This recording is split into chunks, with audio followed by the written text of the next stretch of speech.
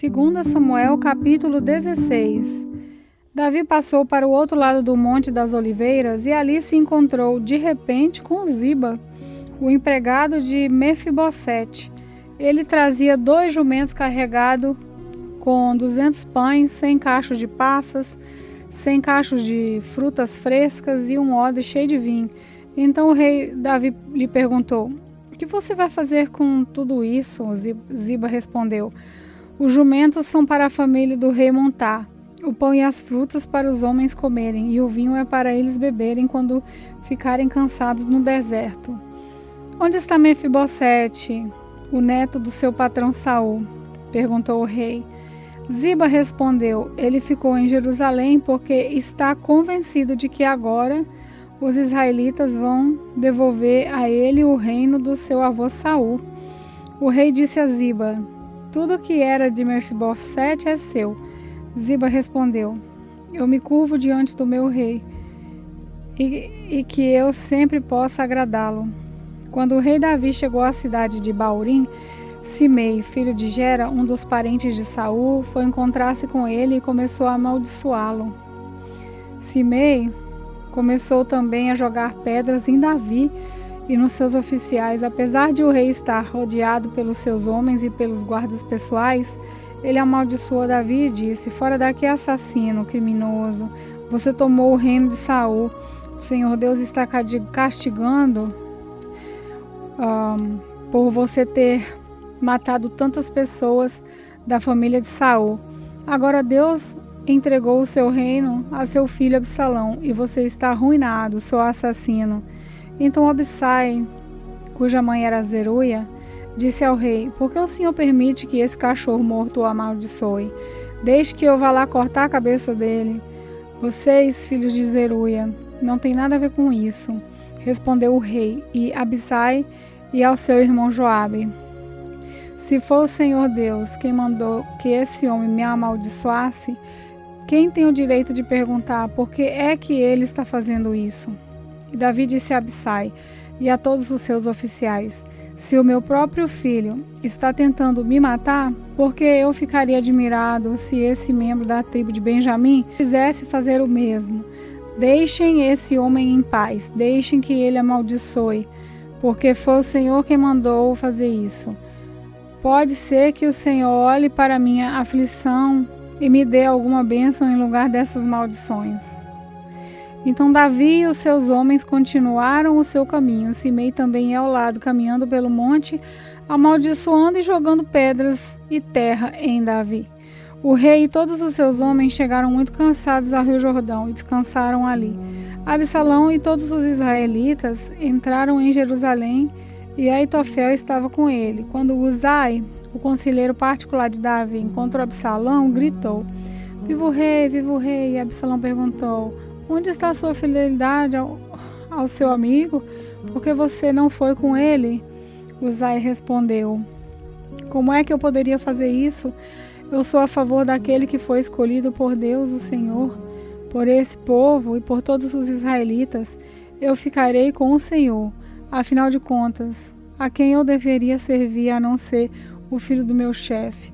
Assim como serviu seu pai, eu agora o servirei." Aí Absalão disse a Aitofel: "Eu quero o seu conselho, o que devemos fazer?" Aitofel respondeu: "Tenha relações com as concubinas do seu pai, aquelas que ele deixou cuidando do palácio. Assim todos em Israel ficarão sabendo que você se tornou inimigo do seu pai, e os seus seguidores ficarão bem animados."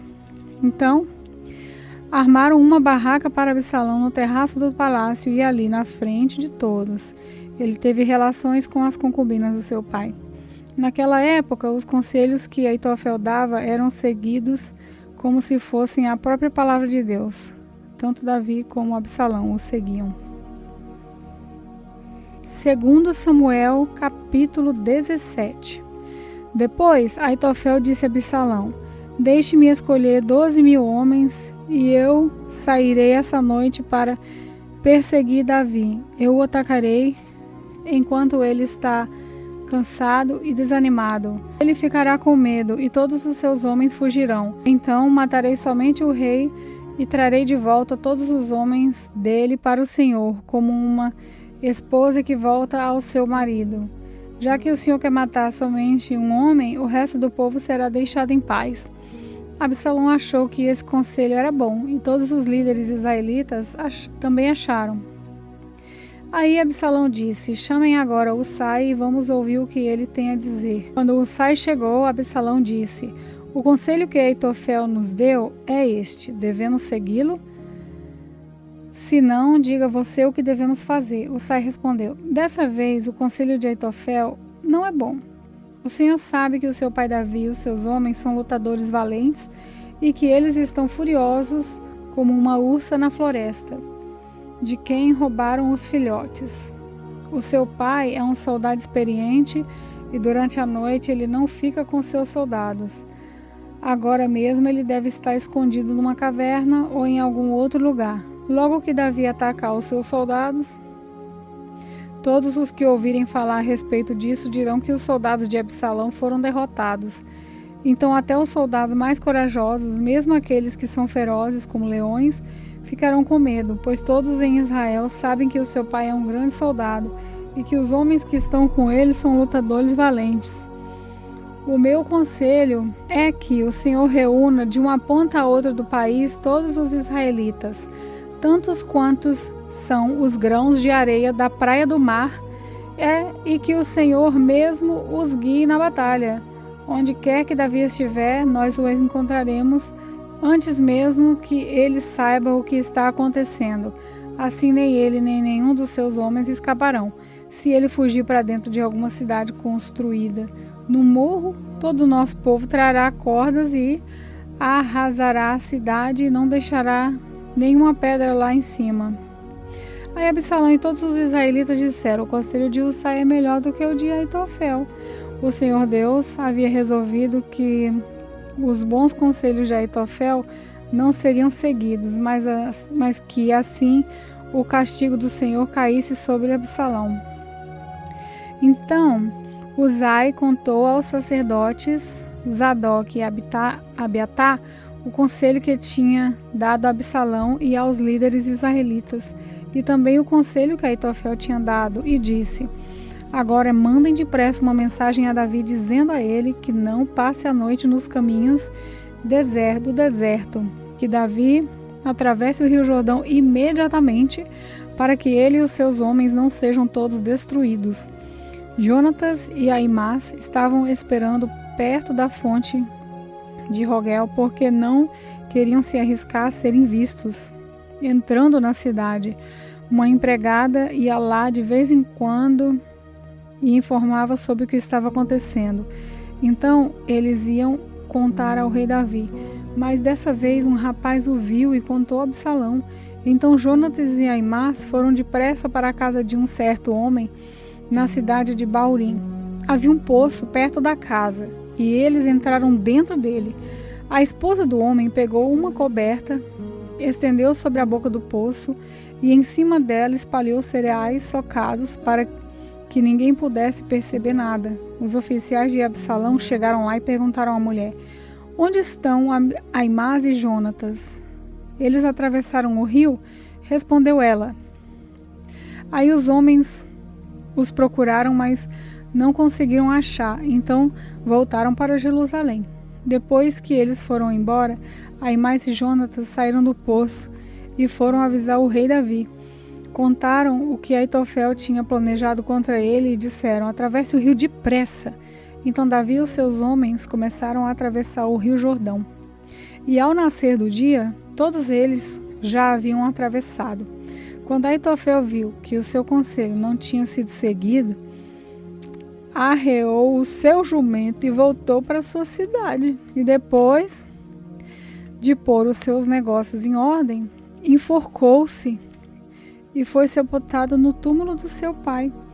Quando Absalão e os seus soldados atravessaram o rio Jordão, Davi já havia chegado à cidade de Manaim. Absalão tinha colocado Amasa no comando do seu exército no lugar de Joabe. Amasa era filho de um homem chamado Itra, o israelita.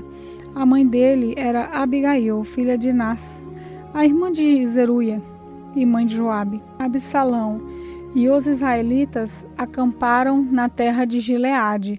Quando Davi chegou a Maanaim, encontrou com Zobe, filho de Nás, da cidade de Rabá, em Amon, com Maquir, filho de Amiel, da cidade de Lodebar, e com Barzilai, que era da cidade de Rogelim, em Gileade. Eles levaram bacias, vasilhas de barro, camas e também alimentos para Davi e os seus homens. Levaram também trigo, cevada, farinha, feijão, grãos torrados, ervilha, mel, queijo, coalha e algumas ovelhas. Eles sabiam que no deserto Davi e os seus homens ficariam com fome, com sede e cansados. Segundo Samuel, capítulo 18. O rei Davi juntou todos os seus soldados, dividiu-os em grupos de 1000 e em grupos de 100, e colocou oficiais para comandá-los. Então mandou que saíssem em 3 grupos, um comandado por Joabe, outro por Abissai, irmão de Joabe, a mãe deles era Zeruia, e outro por Itai, da cidade de Gate. O rei disse aos seus homens: eu também irei com vocês. Eles responderam: o senhor não deve ir. Se formos obrigados a fugir, ou se os inimigos matarem a metade do nosso exército, isso não fará nenhuma diferença para eles, mas o Senhor vale por 10.000 de nós. Será melhor que o Senhor fique aqui na cidade e nos mande socorro. Eu farei o que vocês acharem melhor, respondeu o rei. Então ficou ao lado do portão enquanto os seus soldados saíam marchando em grupos de 1000 e de 100. Ele deu a seguinte ordem a Joabe, Abissai e Itai: se vocês gostam de mim, tratem o jovem Absalão com delicadeza. E toda a tropa ouviu Davi dar essa ordem a todos os oficiais. O exército de Davi avançou contra os israelitas no campo e lutou contra eles na floresta de Efraim. E os soldados de Davi derrotaram os israelitas. Foi uma derrota terrível. 20.000 homens foram mortos naquele dia. A luta se espalhou por toda aquela região e morreram mais homens na floresta do que no campo de batalha. De repente, Absalão se encontrou com alguns dos soldados de Davi. Absalão ia montado numa mula e, ao passar por debaixo de um grande carvalho, a sua cabeça ficou presa nos galhos. A mula continuou a correr e Absalão ficou pendurado. Um dos homens de Davi viu Absalão e disse a Joabe: eu vi Absalão pendurado num carvalho. Joabe disse: você viu? Então por que não matou ali mesmo? Eu teria dado a você 10 barras de prata e um cinto. Mas o homem respondeu: mesmo que o senhor me desse 1000 barras de prata, eu não levantaria um dedo contra o filho do rei. Nós todos ouvimos o rei ordenar ao Senhor e Abissai e a Itai: se vocês gostam de mim, tratem o jovem Absalão com delicadeza. Se eu tivesse desobedecido e matado Absalão, o rei saberia disso.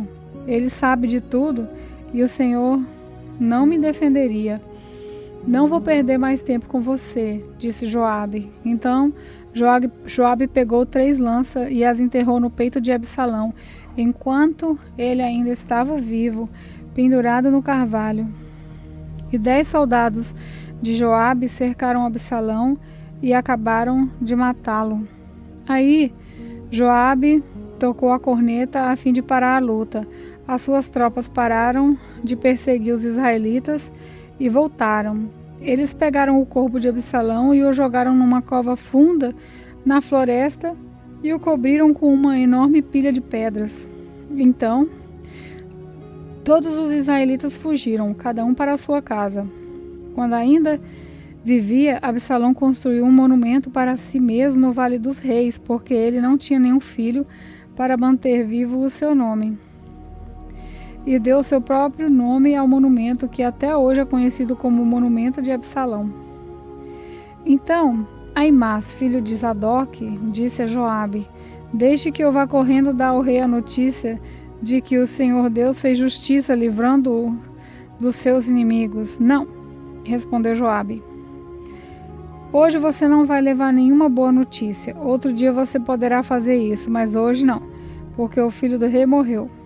Então disse ao seu escravo etíope: vá você e diga ao rei o que viu. O escravo curvou-se diante de Joabe e saiu correndo. Aimás insistiu: por favor, deixe-me levar as notícias também, não importa o que aconteça. Por que você quer fazer isso, meu filho? Perguntou Joabe. Você não receberá nenhuma recompensa por isso. Aconteça o que acontecer, eu quero ir, repetiu Aimás. Então vai, respondeu Joabe. Aí ele saiu correndo pela estrada do vale do rio Jordão e passou na frente do escravo etíope. Davi estava sentado entre o portão que dá para fora da cidade e o que dá para dentro. O vigia subiu para o alto da muralha e ficou no terraço do portão. Ele olhou para fora e viu um homem correndo sozinho. Então avisou o rei e o rei disse: se ele está sozinho, vem trazendo boas notícias. E o corredor veio chegando. Então o vigia viu outro homem correndo sozinho e gritou para o guarda do portão: veja, vem vindo outro homem correndo. Esse também estava trazendo boas notícias, respondeu Davi. O vigia disse: pelo jeito de correr, o primeiro homem deve ser Aimás, filho de Zadok. Ele é um bom rapaz, disse o rei, e deve estar trazendo boas notícias. Aimás gritou para o rei: tá tudo bem? Então ajoelhou-se e diante dele encostou o rosto no chão, dizendo: que o Senhor seu Deus seja louvado, pois lhe deu a vitória sobre aqueles que se revoltaram contra o Senhor. O jovem Absalão está bem? Perguntou o rei. Aimás respondeu: no momento em que o seu oficial Joabe me mandou vir, eu vi uma grande agitação, porém não sei dizer o que era. Fique de lado e espere, disse o rei. Ele ficou de lado e esperou. Então o mensageiro etíope chegou e disse ao rei: ó rei, eu tenho boas notícias para o Senhor. Hoje o Senhor Deus lhe deu a vitória sobre todos os que revoltaram contra o Senhor. E o jovem Absalão está bem? Perguntou o rei. O mensageiro respondeu: eu gostaria que o que aconteceu com ele acontecesse com todos os inimigos do Senhor e com todos os que se revoltam contra o Senhor. Então o rei ficou profundamente triste, saiu à sala que ficava por cima do portão e começou a chorar. Ele andava para lá e para cá e gritava: o meu filho Absalão, Absalão, meu filho, eu preferia ter morrido no seu lugar, meu filho.